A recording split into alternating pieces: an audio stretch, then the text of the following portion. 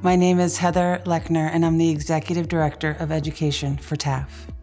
For as long as I've known TAF, TAF has really centered students, Black and Brown students, those furthest away from educational justice. And in the current climate, I think TAF has increased its response to those communities threefold. One, by trying to connect them, if not only with technology, but access to simple services such as basic internet so they can utilize the tools that maybe they've been given access to. Additionally, they've tried to create some opportunities where they can continue to learn and center their voice and what is important for them. So a central component of TAF's work in school has to do with project-based learning. And project-based learning is built upon voice and choice of students responding to the environment or the communities within which they live. And right now, COVID is our environment within which we're living. Racial unrest is the environment within which we're living. And so TAF is giving them or providing a platform for them to explore their feelings about that, the connection to history as it existed in the past and as it is manifesting in our current future. I'm Feliciana, and I'm a senior at TAF at Sahali.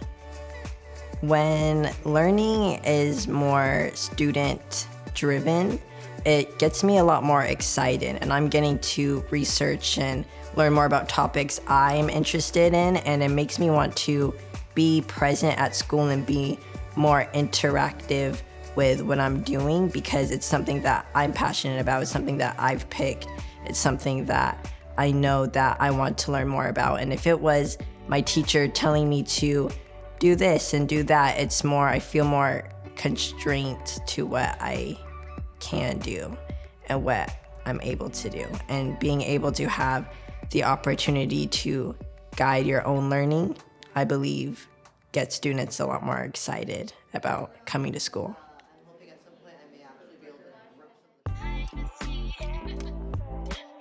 My name is Michael Schwartz, and I teach a 4-5 split at Roosevelt Elementary in Tacoma. All right, can everybody see that okay? Our project for the fall trimester, our driving question was how can we support our communities by becoming allies and advocates? And, we started just kind of working with the team, trying to figure out a way to make it relevant to students. And I had separately decided, each year I do a theme in my classroom, and I had separately decided to do superheroes as my theme. It's fun and everything. And then I just kind of started molding the link between superheroes and ally and advocacy, and realizing that superheroes are allies and advocates of people and individuals, and then diving deeper into the fact that it's not the superpower that makes a hero like Superman a hero. It's his choices. My name is Onrini, and I'm the creator of Non-Toxic. When a teacher tells us to write, it's just something they want us to write, not something that we want to write. And we gotta write about a superhero that we get to make up. All right, Anrevni, you're up. A long time ago in a faraway galaxy, not so much different than our own, there was a planet named Claire. What I noticed with Anrevni's project in her creation of Non-Toxic, again, it kind of goes back to that.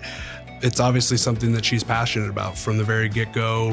Her mind has always been on environmental issues and everything like that. And then when introducing the project, I told students, you can choose to make it small and just specific to maybe our classroom, or you can go grand scheme, everything that. If you want and you have time to create a villain and kind of show how the villain's choices are different from your hero, great. If you just want to keep it simple and make it a personal story, great. And after that, it was just off to the races, and Revni being a very creative student and having a great imagination, she just produced this beautiful piece of work. There is no end in project-based learning. There is only the process in project-based learning. Even if we do have a stopping point, that stopping point is often another launching point for another question, another opportunity. They're going to create a product, and then they're going to share that product with the community. And I think that's also a really strong henchman of project-based learning, is that there has to be some sort of public exhibition. There has to be a consensus or a group reflection on what transpired, so that the student can, one, become reinforced in the knowledge that they have gained, but also so that we as a community can be enhanced by what the student has discovered.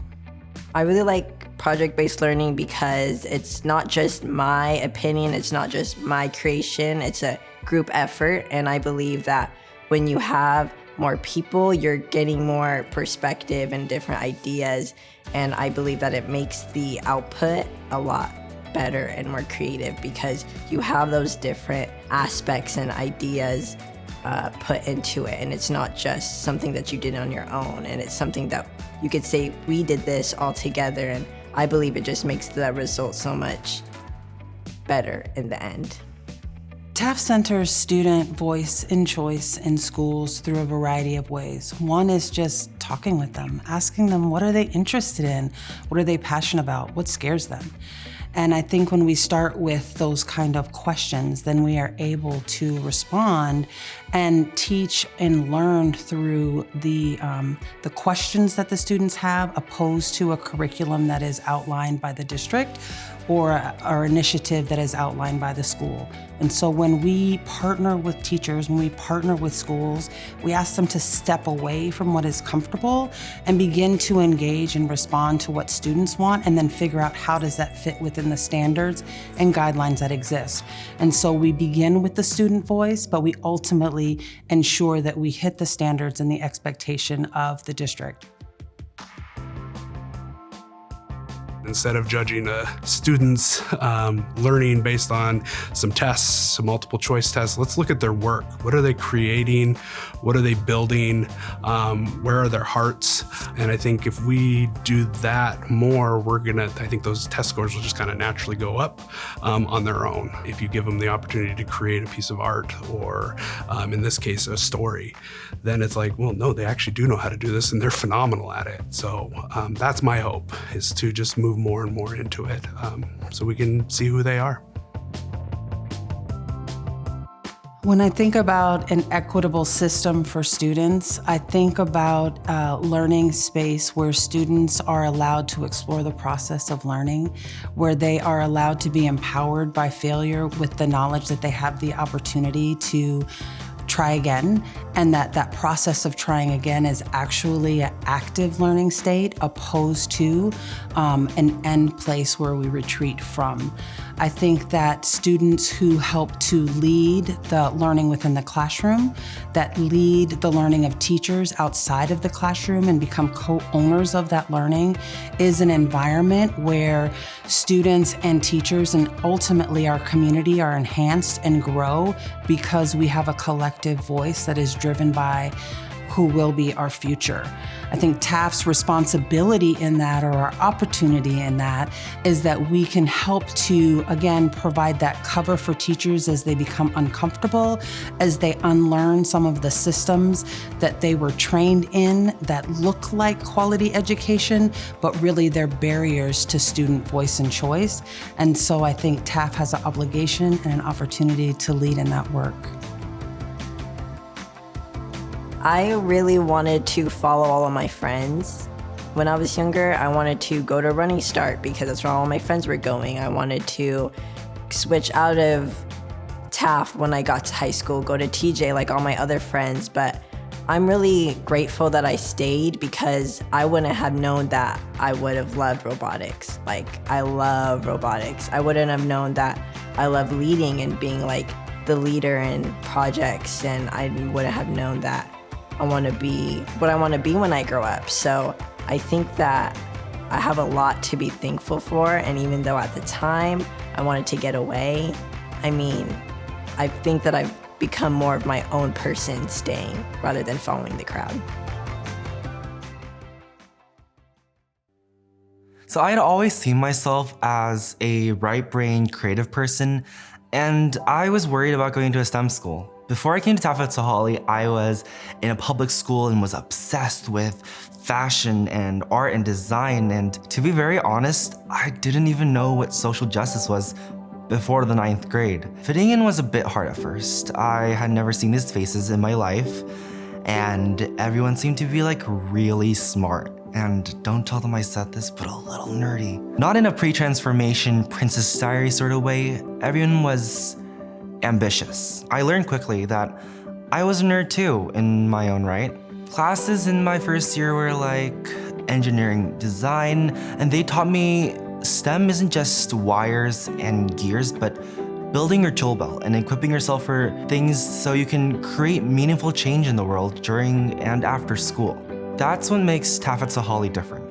We're not learning, we're experiencing and trying and failing and starting all over again and again. Taft at Sahalee gave me something that means more to me than just some worksheets in a class I've already forgotten about.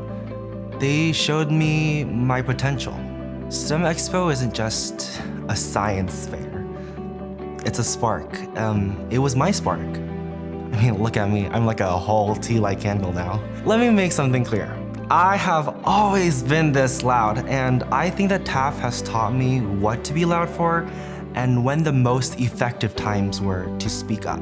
I'm a firm believer in trying everything once, just to make sure, and it's hard to keep up with someone who's like relentlessly ambitious like me, but Taft has helped me explore topics and places I never would have thought on my own.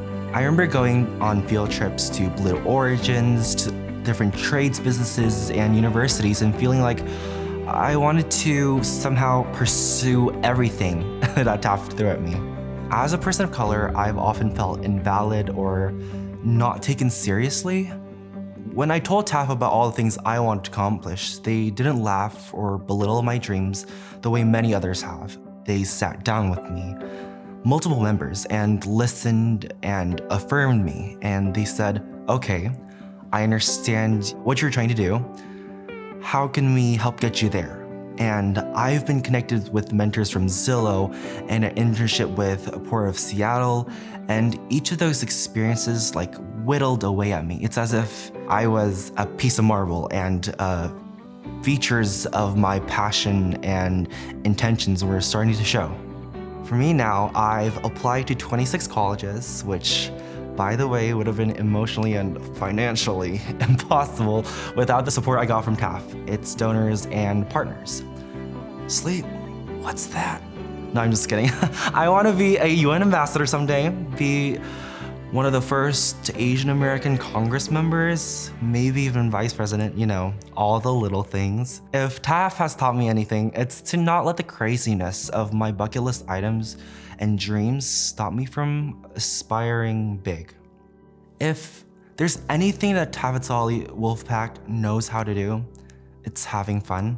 My favorite memories from our school or our all school assemblies, we would like cram everyone into the gym, and it would be loud, and there would be games, and I would be yelling into that poor little microphone. It would be absolute chaos. But as someone great once said, you can't have happiness without a little bit of a mess. And yes, you guessed it. It was my quote.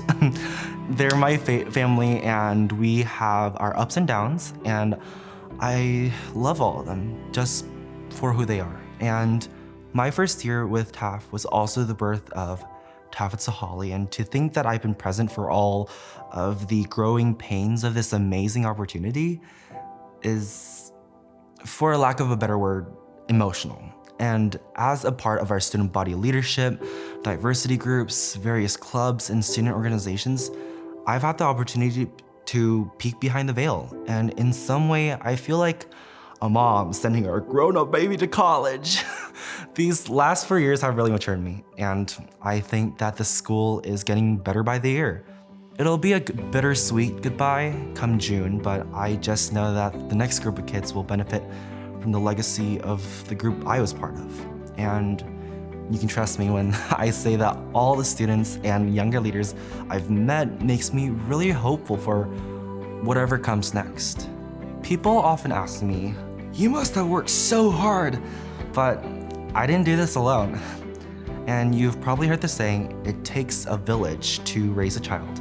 And while I'm not fully grown yet, thankfully, I can attest to the fact that TAF is a village I'm proud to be a member of.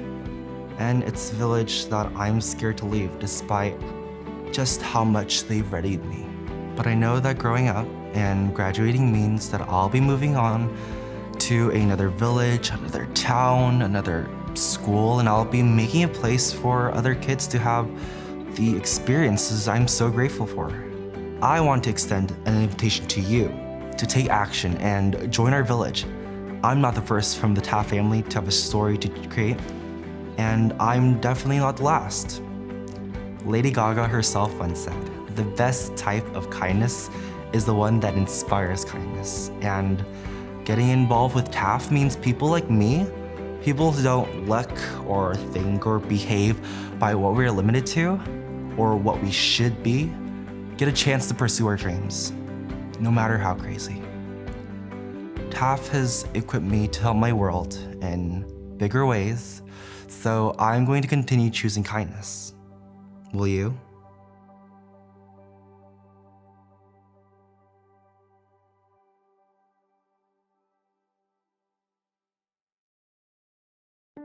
Over the last almost 25 years, we have emerged from after-school programs to being full partners with school district leaders and university colleges of education. Together, we are decolonizing public education and ensuring traditionally marginalized students get the education they deserve instead of the one that was planned for them way back in 1635. When it comes to racial equity in our country, we have moments where the conditions are right to make great progress toward being the country we profess to be. This is one of those moments. In my 63 years on this earth, I don't remember a time where so many people from the dominant culture are pledging to make things right for people of color, to be allies, to be co-conspirators. In addition, COVID really woke people up to how much of a major role public education takes on when it comes to our poorest families, our immigrant families, and our families with differently abled students. COVID also gave those with a death grip on the traditional education models a chance to see that we can do so much more beyond sit and get. It gave many teachers an opportunity to rethink why they are working so hard to meet the learning styles of each student, only to have students cramming for state tests that don't measure knowledge, yet determine the future of students starting in 3rd grade. There are more educators than ever having conversations about reconfiguring our school systems so we can educate students instead of schooling them, allowing us to produce socially conscious students who use 21st century skills to ideate, create, solve problems, and ultimately become the kind of leaders we need in every sector of our country. TAF has taken action before this window of opportunity closes. Yes, we will continue reaching toward our 5-year goals of educating 68,000 more students, recruiting 400 more teachers of color to Washington State Public Schools, and adding 15 more school partners to the network. Over the next year or so, we will be laser focused on how to answer this question. What will it take to ensure students of color in Washington State have teachers and leaders, school leaders, that have a shared culture and understanding of who they are in the world and how to best educate them? Now, what we know is it will take a concerted effort from higher education, school districts, government, and nonprofits to intentionally and unapologetically prioritize sourcing and development of educators of color and ensure they are employed in school environments where their voices are valued and they're able to bring their cultures to schools and classrooms. This effort must also include rethinking how we develop and support white leaders who work alongside and lead educators of color. Now, you know TAF, we've already taken our first big steps to answer this question.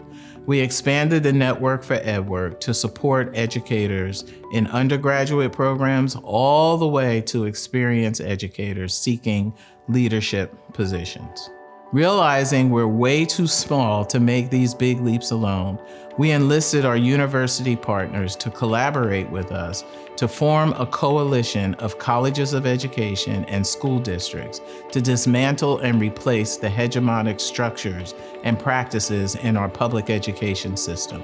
With this work, we hope all the students, but especially students of color, will be able to learn in environments that are representative of who they are and help them value the cultures of the world around them. If we are successful 5, 10, 50 years from now, the education debt owed to students of color will decrease. None of what we've done or what we plan to do happens in a vacuum. It requires an amazing entrepreneurial staff, partners who are willing to go the distance, lots of volunteers, stellar leadership, and the continued support of our amazing benefactors. In other words, it takes all of us.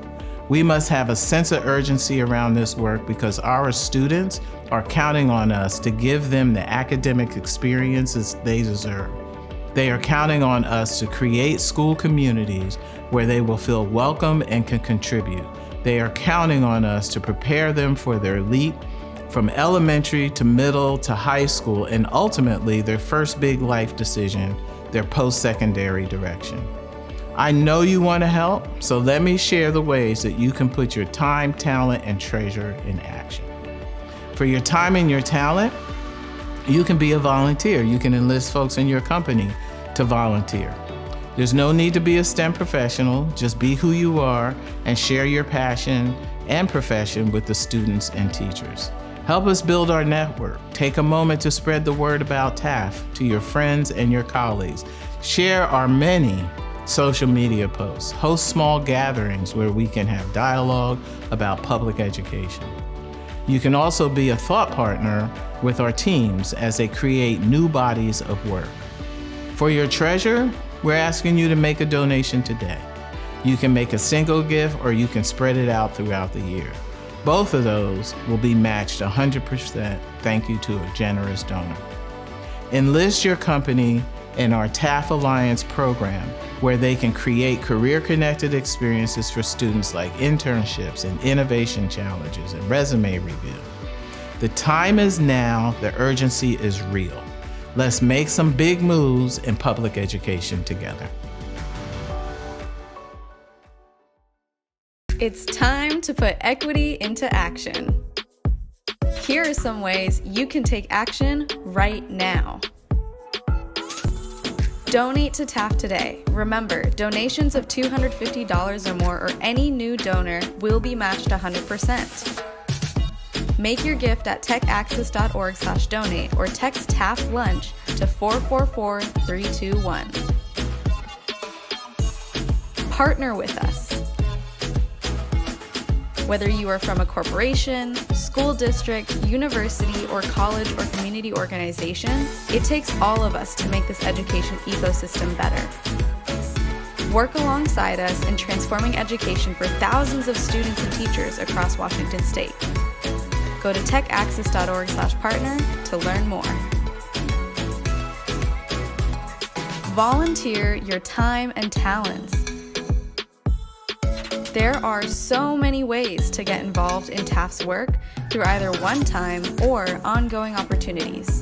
You can check out all of our volunteer options on our website and apply directly today. Finally, spread the word.